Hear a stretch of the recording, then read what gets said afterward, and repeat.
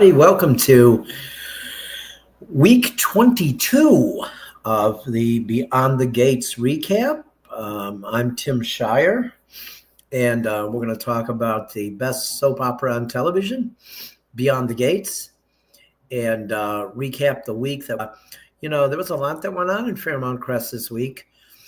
More after effects of the Martin situation and now, and of course they're trying to keep it a secret from the world because Martin being a congressman, but him and him and Smitty are separated at this point, which is causing some issues between the kids, and that's been pretty tough on the kids, not really knowing why Smitty threw him out, except for the fact that he lied to him for 2 years and kept a secret about the death of the racist Kenneth's brother. And but even less people know that Bill and Joey Armstrong worked together with Marcel and had Kenneth murdered, basically during Martin's press conference. And that's a thing that's going to cause some problems for years to come. So I think that, do I think Smitty and Martin will get back together? Yeah, I do. I think they will. I'm not so sure about Ted and Nicole now. They seem to have brought another guy in now. He was at the Articulates concert, and in the previews they showed him having dinner with Nicole at the country club. And he's one of Ted's friends, so that's kind of crappy because the guy probably knew Ted was having an affair all those years ago, and I would have to think that eventually Ted will tell Nicole about that. But that Kat and Tomas finally they did it. Kat's no longer a virgin. Okay, that's pretty much we could say that. And but there's something with Kat, like she's not happy. But she's just not a nice person, Kat. I'm sorry, she's not a nice person. Let's face it. Kat is a snob. She's a jerk. She's all those things rolled into one. And I'm just not a fan of Kat. I dislike Kat almost as much as I dislike Ashley, and that's pretty bad. That's Google searches black out the Ashley picture. Ever been on television has had an evil woman in it and an evil guy. And Kat, and I feel like that'll drive Tomas into Ava's arms. I really believe so. But I saw the preview there with Haley, bleeding, but I just don't believe that. I'm in the Danny camp. I think Haley's faking this. I think she has a surrogate who's going to have the baby for her.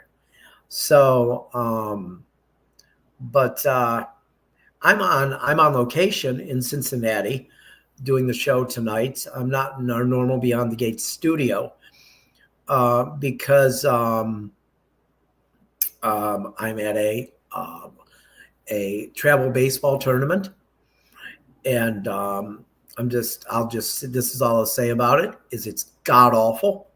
It's run awful. The perfect game organization is a complete joke. It's all a money grab. So, but getting back to the show, I just before the show went on, because I was at a baseball game today. So I just watched today's episode, and God, it was great, wasn't it? Wasn't today's episode just amazing? It was all they worked up to since February. The Articulates reunion. It was so good. I mean, it was just great to see the three singing together again, and Anita doing her little solo, and they just came together, after all these years, and it really was awesome to see. And it's ridiculous that Leslie shows up there. Like, are you kidding me? Like, what's going to happen? I'm still betting that Leslie gets murdered. I'm still betting that Leslie gets murdered. She's just too much of a problem not to get murdered at some point. And I think she gets murdered. And I also think she has to get murdered, because I don't think she's going to go to jail, because Kat tampered with the evidence so much. And I think that's what might happen. I think what might end up happening is that she broke into Eva's room, and I think shortly after that, when they find out that we cannot file charges, the evidence was tampered with, shortly after that, Eva will get murdered. Or not Eva. I think Leslie gets murdered. I really believe in my heart that the character of Leslie is going to get killed off. I just really do. A good murder mystery on a soap opera, they've been on, we're almost 6 months in now, and there hasn't been a murder mystery yet. I mean, I'm not saying there has to be, but I just feel like there's going to be. And and I think Kat's going to be the number one suspect. Kat and Nicole will probably be the number one suspects. I mean, obviously, Ted will be a suspect too, and a number of other people. But I could see Leslie getting murdered, and then them bringing another character in, so Trisha Mann Grant does not leave the show, because she's a really good actress. You know what I mean? I think it would be a mistake to kill Leslie off and just not have Trisha Mann Grant on the show anymore, because she's just phenomenal in the role. Like, she's so good as Leslie. I mean, you hate her, but she makes you laugh too, because she's crazy. She's completely crazy. So I think that's coming. I also think, I love the Articulate stuff. For so many years, soap operas did not have storylines for older people. And this one does. Anita's got a storyline. Vernon's caught up in the Martin storyline. I love that. The matriarchs on soap operas are just kind of just there. Okay. But she has storylines. Anita does. Conflict storylines, with the Articulate Sharon and Tracy. Wasn't just, oh, let's get back together and sing. No, there was conflict there. And I love that. And, Vernon having the storyline with Martin and the incident that happened 2 years ago. But how about Kat not finding out for like 2 weeks after everybody else found out? Why didn't she find out until 2 weeks after? Because she's so full of herself. She didn't really care about herself. She cared about how this is going to affect her. Or, she didn't care about Martin and Smitty. She cared about how is this going to affect her. She's ridiculous. You know, she's so evil. Eva is so much more likable than Kat. You know, obviously Kat is written to be a spoiled brat. And I'll tell you what, she's written to be a spoiled brat. And 100% Kobe Muhammad does a great job because she is a spoiled brat. You know, Jen, Ashley, and Derek talking at the end, and Derek wanting to get back together, and of course, oh, Ashley, no. Well, you know what? She can go sleep with Andre, and then she'll find out that Andre's involved with Danny, and then she'll be devastated, and that's fine. Let her be devastated.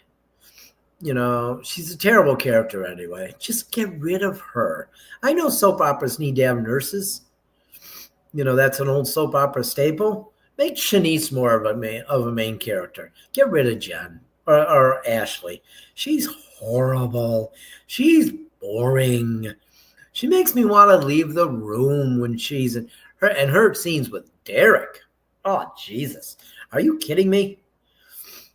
Are you kidding me?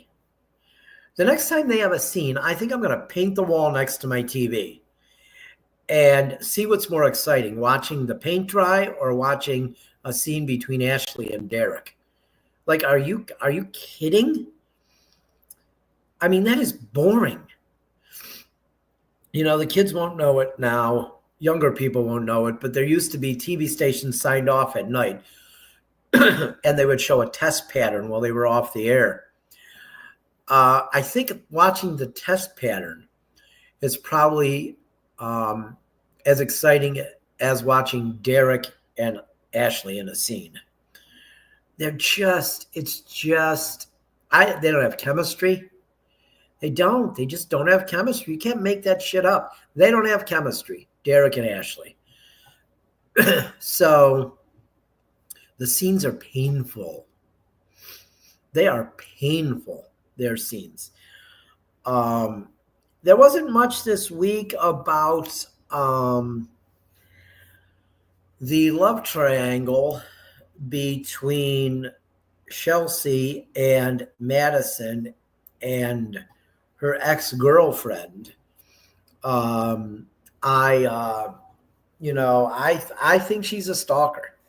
I mean, she might be gone for good now because Ashley kind of told her that, or Chelsea kind of told her that if you're not going to leave him, then, you know, I don't want to hear from you. And so that'll be interesting to see if she just fades away, but I have a feeling she's not going to just fade away. They didn't really show Madison much this week. It was a lot about the articulates this week and still cleaning up from the Martin stuff. But, you know, I think Haley and Bill will get back on the front burner next week. I would have to think. That was an interesting scene that they showed with Danny and Haley and her bleeding. So I don't know. Like, we'll see what's going on there because I don't think she's really pregnant. I like I said, I'm in Danny's camp there. I think she's lying. I don't think she's pregnant. So we'll see. And then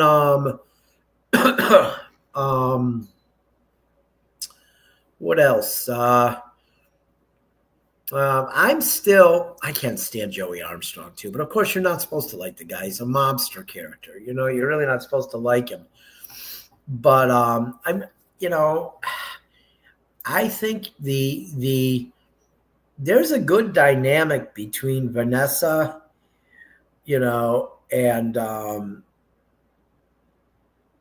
and her husband. I think it's a really good dynamic. I think that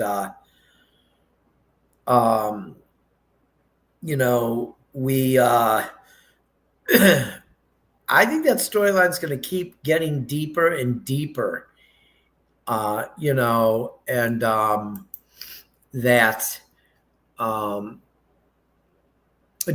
I think they're all on their long term, so it's going to be interesting what happens. And remember, They have kids too.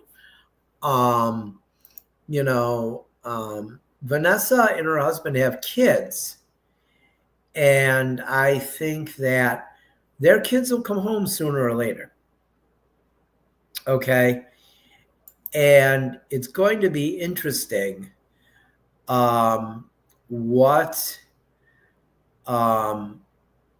it's going to be interesting to see how they bring their children on, because they have 2 children. You notice it seems like they've been showing Caddy McLean's character more now, which is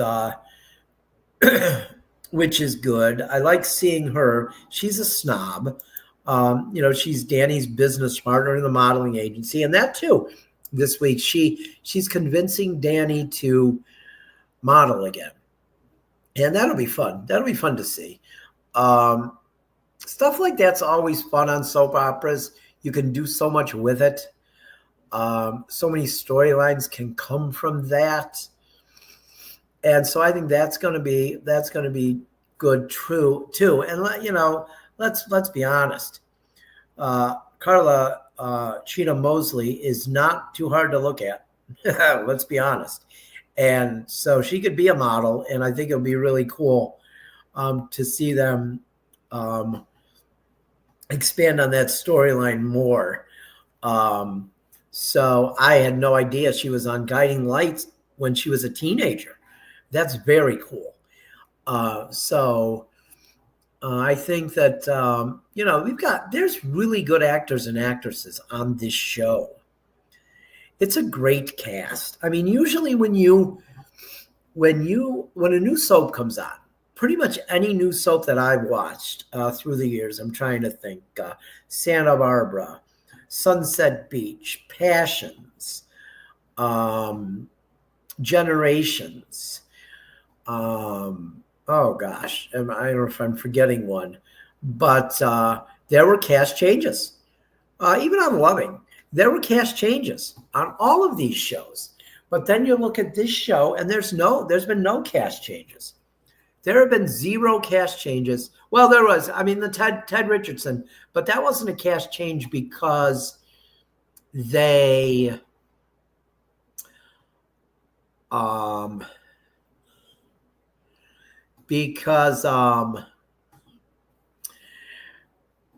that wasn't a cast change because Maurice Johnson wasn't a good actor. He wanted out of the show. He decided to leave the show. So it wasn't because he wasn't a good actor, but they replaced him with Keith Robinson, and I think he fits really well in the role of Ted. So that's not a bad recast right there. And that's the only recast. That's the only recast we've had in nearly 6 months. So that's great casting, because it seems like there's always a few, like Santa Barbara had a ton of recasts. Oh my God. They recasted the character of Cece Capwell, I think 5 times. They recasted Kelly Capwell. Well, she left for Robin Wright to become a movie actress, but a bunch of others. And some of their casting was so bad that like 2 months into the show, they had to have a serial killer to get rid of some of the bad actors and actresses. That's how bad their casting was. But this is the exact opposite. This Santa Barbara casting, it's or this Beyond the Gates casting, it's the exact opposite. And I really like it. As I've said, I love this show. I love watching this show. I didn't intend on doing this podcast. I know a lot of people probably aren't watching tonight because we're at an odd time. We're 10 o'clock at night. It's after 10. It's 11 now. It's my medicine alarm that I need to remember to take my medicine. But this show is It's a great show, Beyond the Gates. And I can't wait.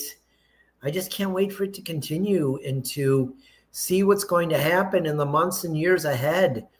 It's every day I enjoy watching this show.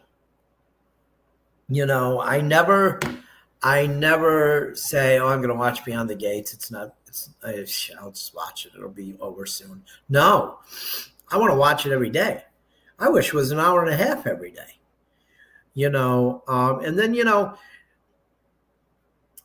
and in the winter when there's not a lot to do, yeah, you watch a soap opera. And they've kind of got me addicted to Bold and the Beautiful now too. But it's not as good as Beyond the Gates. I mean, come on, no. Beyond the Gates is it. It is definitely the best soap opera on television.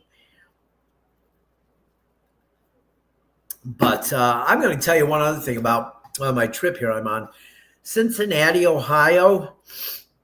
Well, it's a nice place. The driving down here is a complete and total nightmare.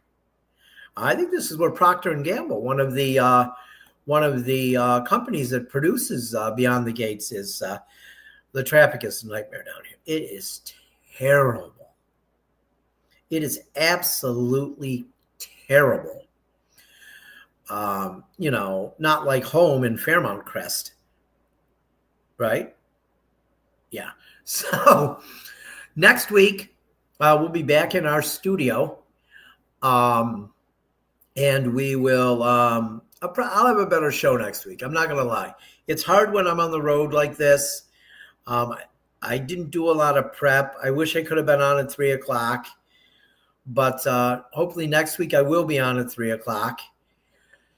And then we can talk about what goes on next week, because there's going to be a lot that goes on next week, because there is never a dull moment in Fairmount Crest. The Duprees, that city is hopping. And I'm sure there's more secrets that are going to come out soon. And I'll be here to go over them with you. But until next week, maybe I'll see you somewhere around Fairmount Crest.